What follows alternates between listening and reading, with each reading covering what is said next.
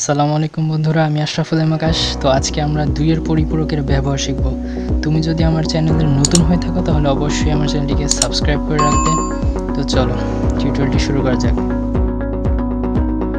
বন্ধুরা, দুইয়ের পরিপূরকের একটা এক্সাম্পল দেখো। এখানে লেখা আছে এ আইসিটিতে পেয়েছে 102 অক্টাল এবং বি আইসিটিতে পেয়েছে 3F হেক্সাডেসিমাল। ঠিক আছে, তো এখন এখানে 8 বিট রেজিস্টার ব্যবহার করে দুইয়ের পরিপূরকের মাধ্যমে এ ও বি এর প্রাপ্ত নম্বরের পার্থক্য নির্ণয় করতে হবে। ঠিক আছে, তো বন্ধুরা, পরিপূরকে একটা জিনিস মনে রাখবা যে সবসময় ডেসিমেলে থাকবে। ঠিক আছে, সংখ্যা পদ্ধতিটা ডেসিমেলে থাকবে, ডেসিমেল থেকে বাইনারিতে রূপান্তর করতে হবে। ঠিক আছে, তো দেখো এখানে অক্টালে আছে। ঠিক আছে, এটাকে প্রথমে আমাদের ডেসিমেল করতে হবে। ঠিক আছে, তারপর এখানে হেক্সাডেসিমেল আছে, এটাকে আবার ডেসিমেলে করতে হবে। ঠিক আছে, তো ডেসিমেলে করতে হলে তোমাদের ক্যালকুলেটরে অল্প সময় বের করা যায় নিয়মটা। হ্যাঁ, তো এটার টিউটোরিয়াল আমি ডিসক্রিপশন বক্সে দিয়ে দিয়েছি, তোমরা চাইলে ওইখান থেকে দেখে নিতে পারো। হ্যাঁ, এটা তোমাদের এমসিকিউর জন্য ইম্পর্টেন্ট। এমসিকিউতে এরকম কোশ্চেন আসে, তোমরা অল্প সময়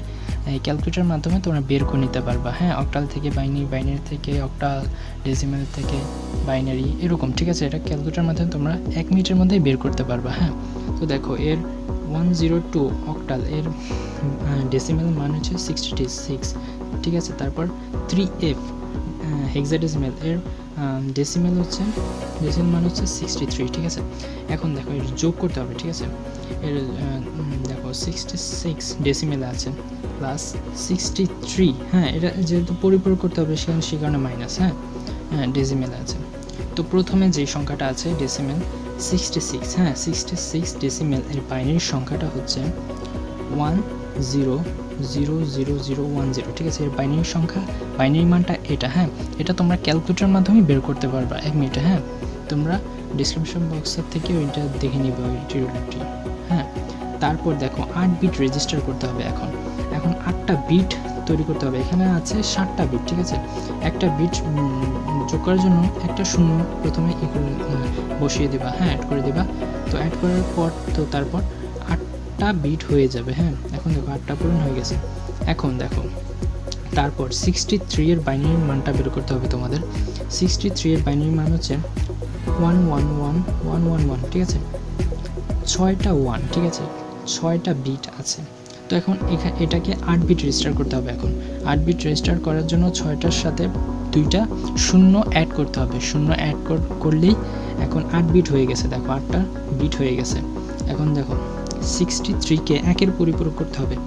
1-এর পরিপূরক মানে কি, শূন্যকে 1 বানাতে হবে এবং 1কে 0 বানাতে হবে। ঠিক আছে, তো দেখো এখানে প্রথমে 2টা শূন্য আছে, এটাকে 1 বানাতে হবে 11। তারপরে যে 6টা 11 আছে, এই 6টা শূন্য বানাতে হবে। ঠিক আছে, তো দেখো 6টা শূন্য হয়ে গেছে। তারপর 1-এর যেহেতু পরিপূরক সে কারণে 1-এর সাথে যোগ করতে হবে। দেখো 1-এর সাথে যোগ করলে দেখো কি হয়, 1-এর সাথে 0 যোগ করলে 1 হয়। এটা ফর্মুলা। হ্যাঁ, এটা বাইনারি অ্যাডিশনের এটা হচ্ছে ফর্মুলা। তারপর যেহেতু এখানে কোনো সংখ্যা নেই সেই কারণে সামনে যে সংখ্যাগুলো ছিল বিটগুলো সেইগুলো বসে যাবে। হ্যাঁ, 00000011। ঠিক আছে, তো 60 + 63 এর 2-এর পরিপূরক হচ্ছে এইটা। ঠিক আছে, এখন হচ্ছে মূল কাজ। হ্যাঁ, মূল কাজটা হচ্ছে যেই 66 এর বাইনারি মানটা পেয়েছিল 8 বিট সহ, সেটা এখানে বসাতে হবে 01000010। ঠিক আছে, তো এটা তারপর 63 এর 2-এর পরিপূরকের মানটা যেখানে পেয়েছিল সেটা এখানে বসাতে হবে। ঠিক আছে, বসিয়ে 63 এর 2-এর পরিপূরকের মান হচ্ছে 11000001। ঠিক আছে, তো এখন এই দুটা মানকে যোগ করতে হবে আমাদের। হ্যাঁ, এটা ক্যালকুলেটরের মাধ্যমে তোমরা যোগ করে নিবা। হ্যাঁ, যোগ করে এর অ্যান্সার আসে 1000000011। ঠিক আছে, তো বাইনারি অ্যাডিশন এবং সাবট্রাকশনের যে করতে হয়, যে যোগ বিয়োগ করতে হয়, এটারও ক্যালকুলেটরের মাধ্যমে করা যায় 1 মিনিটের মাধ্যমে।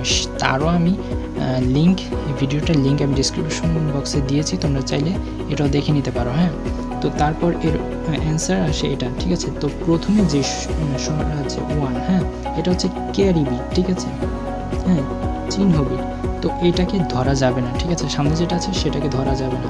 তো অ্যান্সার হবে হচ্ছে এটা +3.000000011 বাইনারি। হ্যাঁ এটা বাইনারিতে থাকবে, ঠিক আছে। তো এটাই হচ্ছে অ্যান্সার। তো বন্ধুরা আশা করছি তোমরা 2-এর পরিপূরকের ব্যবহার বুঝতে পেরেছো। তাছাড়া যদি কোনো সমস্যা হয় বুঝতে, তো সেটা অবশ্যই কমেন্ট বক্সে আমাকে জানাবা। আর আমার চ্যানেলটিকে অবশ্যই সাবস্ক্রাইব করে রাখবা, সবাই লাইক দিবা, কমেন্ট করবা। ভালো থাকো, সুস্থ থাকো, আল্লাহ হাফিজ।